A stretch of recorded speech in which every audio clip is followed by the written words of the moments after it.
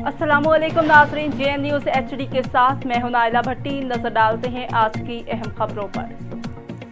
Lucky Marwat नुमाइंदा ख़ुसूसी district press club Lakki Marwat इंतखाबात मुकम्मल हो गए। वलीद खान मरवत सरप्रस्त, गुलाम अकबर खान मरवत सदर, जबकि जफर इकबाल मरवत जनरल सेक्रेटरी मुंतखब हो गए। District press club Lakki Marwat का सालाना इजलास सीनियर सहाफ़ी और पेशावर प्रेस क्लब के मेंबर बरकतुल्लाह की सदारत में मुनाकिद हुआ, जिसका कबीना के पिछले साल की कारकर्दगी का जायज़ा लिया गया और बेहतरीन कारकर्दगी पर इत्मीनान का इजहार भी किया गया। इजलास में लकी मरवत सिरा नूरंग और जिला भर से ताल्लुक़ रखने वाले सहाफ़ियों ने शिरकत की। मुतफ़क़ा तौर पर सरप्रस्ती आला वलीद खान मरवत, सदर Ghulam Akbar Marwat, general secretary Zafar Iqbal Marwat, senior नायब सदर तारिक मरवत, नायब सदर दोम ज़ैफ़रान खान, जॉइंट सेक्रेटरी अनवर जमान खान, जबकि फाइनेंस सेक्रेटरी शरीफुल्लाह खान मुंतखब किए गए।